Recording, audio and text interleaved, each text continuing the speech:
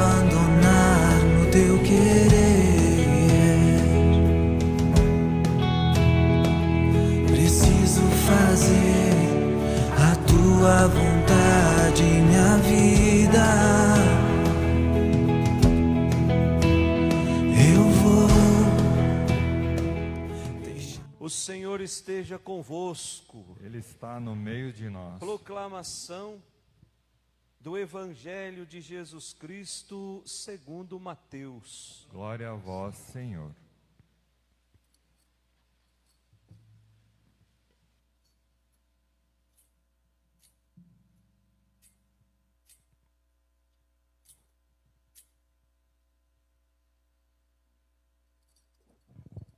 Naquele tempo, vendo Jesus as multidões, subiu ao monte e sentou-se.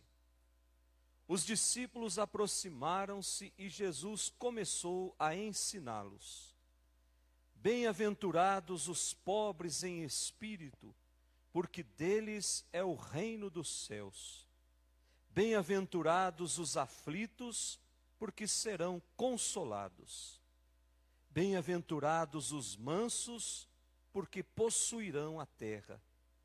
Bem-aventurados os que têm fome e sede de justiça, porque serão saciados. Bem-aventurados os misericordiosos, porque alcançarão misericórdia. Bem-aventurados os puros de coração, porque verão a Deus.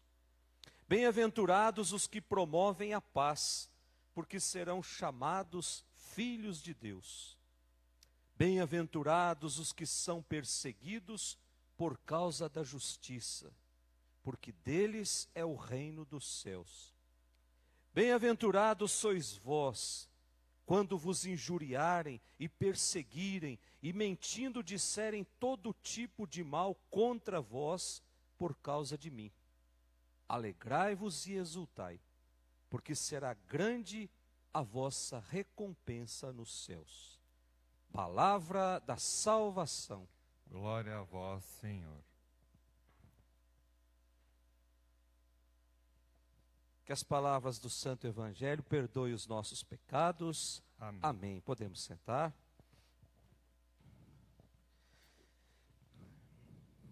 Se tiver muito calor e as mães das crianças quiserem dar uma voltinha em volta da igreja, podem fazer isso, viu? O batizado vai ser só depois da comunhão. Às vezes as crianças ficam irritadas de ficar muito tempo parado. Não tem problema, o padre não se importa de criança correndo de um lado para o outro. O que o padre não gosta é de adulto conversando, que adulto sabe o que está acontecendo, criança não. Ô gente, nós chegamos no primeiro final de semana do mês de novembro. O que era para ser o domingo de número 33, nós abrimos um parênteses para celebrar uma solenidade. É o título do nosso jornalzinho de hoje. Solenidade de Todos os Santos.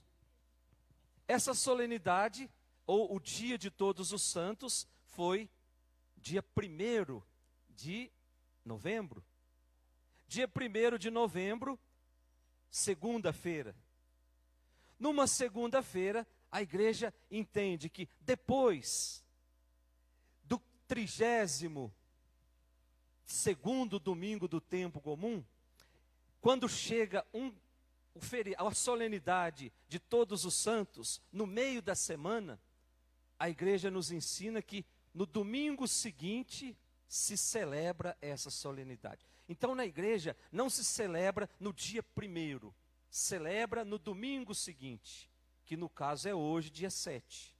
Nós estamos celebrando uma festa que foi do dia 1º, a solenidade de Todos os Santos. E nessa solenidade, nós somos convidados a rever o nosso compromisso de amor e de fidelidade para com Deus. Santos são aqueles que amam e são fiéis a Deus. Santos são aqueles que colocam os seus corações nas coisas do alto, não nas coisas desse mundo. O Salmo 113 diz que a nossa vida é como um sopro. A nossa vida, a vida do homem é como um sopro. Então nós não podemos nos prender às coisas do passado. Muitas vezes a gente passa o dia inteiro remoendo coisas que aconteceram 10, 20, 30 anos atrás. Tem muita gente que passa o dia planejando o futuro, o que vai acontecer daqui a alguns anos. Tanto um como o outro, um pode gerar em nós a depressão, e o outro pode gerar em nós a ansiedade. E nós muitas vezes esquecemos de viver o hoje. Hoje é um presente tão bonito que Deus nos dá, que muitas vezes a gente deixa de lado, porque a gente está preocupado com o futuro ou com o passado. Meus irmãos, o passado, o nome já diz, já passou. O futuro ainda não chegou. Talvez nem chegue para muitos de nós. Vocês imaginam que essa moça cantora que morreu esse final de semana, que ela pensava que ela fosse morrer naquele dia? Então é preciso viver bem o dia de hoje. Hoje é essa graça que Deus derrama sobre nós para que a gente possa viver da melhor forma possível. Assumir um compromisso com Ele precisa ser hoje. Não pode ser no final da minha vida, porque eu não sei o que vai acontecer no minuto seguinte depois desse. Pode ser que Deus me chame para o céu. Então hoje nós somos convidados a rever o nosso compromisso de fidelidade e de amor a Deus. A primeira leitura que nós ouvimos, se quiserem acompanhar aí no folhetim, livro do Apocalipse, capítulo 7. O livro do Apocalipse está no Antigo ou está no Novo Testamento? No Novo. É o último livro do Novo Testamento. Esse livro foi escrito mais ou menos 80 anos depois de Cristo. Foi escrito por um dos evangelistas, por um daqueles que acompanhou Jesus, o evangelista São João. João, que era o discípulo amado. A gente meditou tanto isso ao longo desse ano.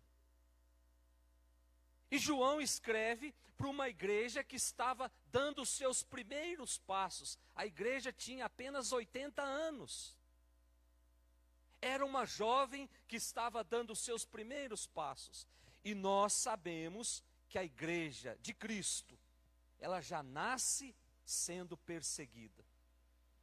O imperador Diocleciano desencadeou uma das piores perseguições sobre a igreja de Cristo. E sempre prevaleceu a máxima de Jesus, em que as portas do inferno não prevalecerão sobre a sua igreja. É por isso que nós existimos até hoje. Porque tem uma promessa de Jesus. O inferno nunca vai derrotar a igreja de Cristo. A igreja que nasceu do lado aberto de Cristo. Mas as perseguições vão acontecer. E a igreja de Cristo, ela é perseguida até hoje. Quando a igreja se posiciona diante de determinado assunto, vão chamar a igreja de atrasada, de retrógrada. A igreja tem que ficar, os padres têm que ficar rezando. Quando a igreja se posiciona diante de algum assunto moral, a igreja não tem moral para falar disso. Então a igreja, ela é perseguida até hoje. E essa perseguição que começou lá no primeiro século, ela vai se estendendo e não vai terminar esse ano, nem daqui a 1000 anos. Ela vai continuar sendo perseguida, mas vai prevalecer a máxima de Jesus. As portas do inferno nunca prevalecerão sobre essa igreja. Então a igreja estava sendo hostilizada. E os membros dessa igreja, lá no primeiro século, estavam sendo mortos por professar a fé em Jesus. Então a igreja estava condenada ao desaparecimento. É por isso que João tem essas visões e começa a escrever sobre essas visões para aqueles que fizeram opção por Jesus, para alimentar a esperança diante da perseguição. E nessa primeira leitura de hoje, o que é que João faz? Ele vem proclamar a vitória do Cordeiro. Mas não é aquele Cordeiro que foi imolado, mas o Cordeiro pascal, o Cordeiro ressuscitado. Esse Cordeiro que transformou o caminho de morte em caminho de vida para todos aqueles que o seguem. E essa vida nova, João está dizendo, pode acontecer pelo martírio. O que é o martírio senão o derramamento do sangue? E aí ele diz, pois lavaram as suas vestes no sangue do Cordeiro. Lavaram e alvejaram suas vestes no sangue do Cordeiro. Se nós pedirmos para uma mulher que sabe lavar uma roupa muito bem, como é que vai alvejar alguma coisa em sangue? Ela vai pensar que nós estamos loucos. Alvejar é deixar branco, é deixar limpo. Como é que João está dizendo? Lavaram e alvejaram as suas vestes no sangue do Cordeiro. João está dizendo que em Jesus nós ganhamos uma veste limpa para ir lá para a casa do Pai. Quando eu me aproximo de Jesus, eu vou lavando as minhas vestes. Pode ser que eu não lave com sangue, pode ser que naquelas noites escuras da minha vida, eu lave as minhas vestes com lágrimas. Eu lave as minhas vestes com sofrimento. E isso vai me fazer cada vez mais chegar perto de Jesus. Lavaram e alvejaram no sangue do Cordeiro. Então a santidade que João nos convida não é uma santidade reservada a um grupo pequeno de pessoas. A santidade e a salvação é para todo mundo. Todos nós somos chamados à santidade, todos nós somos chamados a atravessar as lutas dessa vida, as tribulações da nossa existência, sempre unidos a Cristo. E aí sim nós seremos vencedores, pois traremos nas mãos a palma da vitória.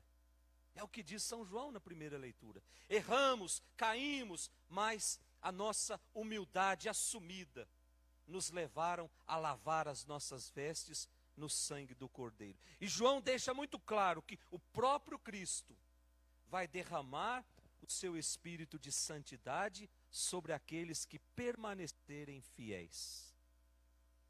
João está dizendo assim, aqueles que diante da tribulação ficarem firmes no seu propósito, esses vão receber o espírito de santidade. Aqueles que não se deixarem contaminar pela modinha do mundo, esses vão receber o espírito de santidade. Aqueles que não perderem a esperança, que não perderem a confiança em Deus, diante da dor, diante do sofrimento, diante da perca de pessoas queridas na nossa vida, esses vão receber o espírito de santidade. É difícil, meus irmãos. É difícil quando nós perdemos alguém que nós amamos tanto. É difícil quando nós somos traídos por um amigo que nós confiamos tanto. É difícil quando nós investimos a nossa vida num relacionamento, achando que aquela seria a mulher ideal para a minha vida, aquele seria o marido ideal, e de repente nós nos decepcionamos. Mas quando nós nos aproximamos de Cristo, nós vamos conseguindo forças para superar tudo isso. Sofrimento na nossa vida não é em vão. O sofrimento nos aproxima do sofrimento do Filho de Deus. Depois da nossa segunda leitura, a carta de São João. Esse São João aqui não é o mesmo que escreveu o Evangelho de João, nem o Apocalipse. É um outro João, que vem responder às nossas interrogações sobre o destino dos mortos. Olha só que interessante. Ele diz que se Deus, no seu imenso amor, faz de nós seus filhos, então Deus não nos abandona. Se Deus nos criou como filhos, por que é que Deus vai nos abandonar? Ele não pode nos abandonar. Ora, Em Jesus, o nosso futuro está pertencer à família divina. E aí o versículo 2 diz: porque nós seremos semelhantes a Ele. Ser semelhante a Jesus é fazer o esforço para que a minha vida possa reproduzir o que foi a vida de Jesus. Deus não abandonou Jesus. E se nós somos semelhantes a Ele, Deus também não vai nos abandonar. Só que nós, muitas vezes, diante de um problema, diante de uma tribulação, quem é a primeira pessoa que recebe toda a carga de culpa? Senão Deus. Por que é que Deus permitiu que isso acontecesse comigo? Justo eu que vou à igreja todos os domingos, justo eu que faço as minhas orações, sou uma pessoa boa, ajudo os outros, por que é que Deus permitiu que essa doença chegasse na minha família? Então Deus sempre é o primeiro a levar a culpa. E aí a gente se esquece de que Deus nos criou para sermos felizes. Está nos planos de Deus a nossa felicidade? Imagine que Deus carrasco seria esse se tivesse nos criado para o sofrimento, se tivesse nos criados para a dor. Mas não, Deus nos criou para sermos bem-aventurados, para sermos felizes. Então eu preciso tomar posse dessa felicidade. É o que nós vamos ver no Evangelho de hoje. O Evangelho de São Mateus. É conhecido esse Evangelho, capítulo 5, versículos de 1 até o 12, como o Sermão da Montanha, cujos ensinamentos é para a vida cristã. Então Mateus nos apresenta uma nova lei, que supera a antiga lei que guiava o povo.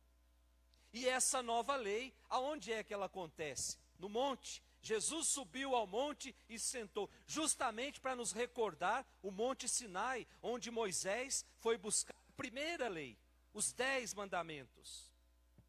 Agora é Jesus que, numa montanha, oferece ao povo uma nova lei. E é essa nova lei que deve guiar todos aqueles que estão interessados em entrar para esse novo reino, o reino de Deus. Portanto, as bem-aventuranças, elas definem sempre uma alegria oferecida por Deus. A gente pode traduzir bem-aventurados por felizes. E aí eu me recordo um padre bem velhinho, que uma vez numa homilia ele dizia assim, Jesus lá na montanha explicando, ele explicou o Evangelho de uma maneira muito simples, mas que todo mundo compreendeu. Jesus lá na montanha, aquele monte de gente em volta dele, e ele começou a falar, felizes os mansos, felizes os pobres, felizes os que choram. E aí quem estava lá embaixo na montanha não estava ouvindo.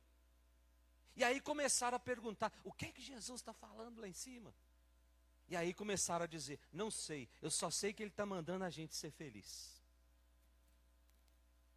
Então as bem-aventuranças, elas revelam sempre uma alegria oferecida por Deus. Os pobres em espírito são aqueles que aceitam renunciar livremente aos bens, ao próprio orgulho, para se colocarem incondicionalmente nas mãos de Deus.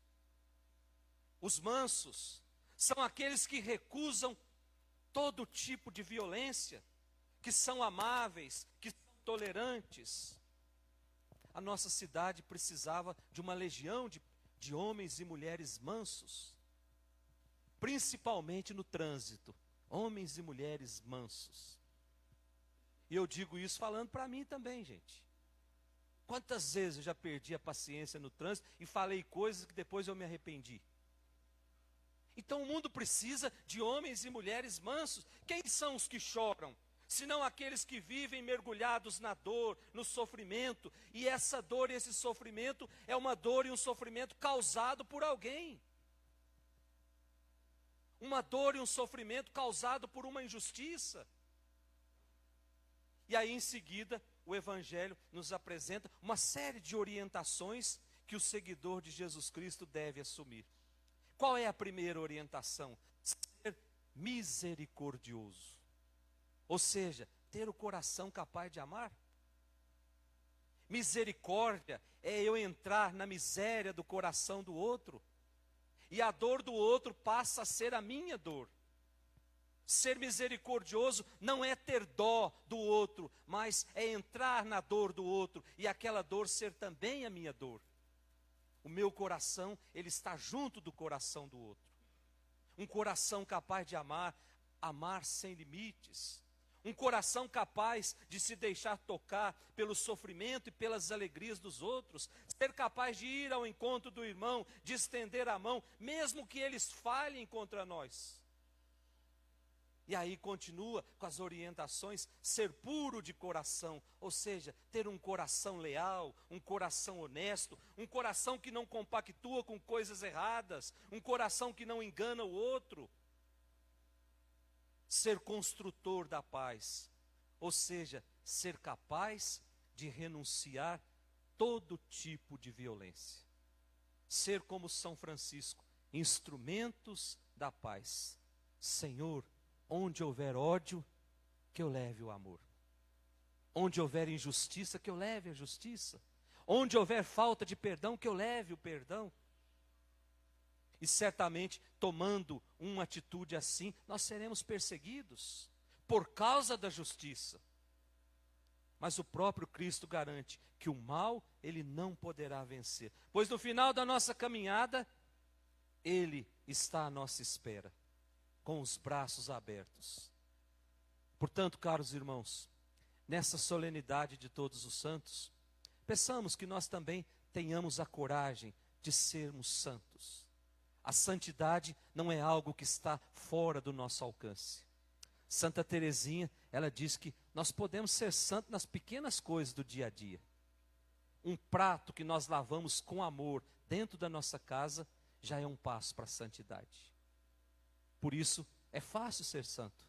Basta eu assumir o compromisso.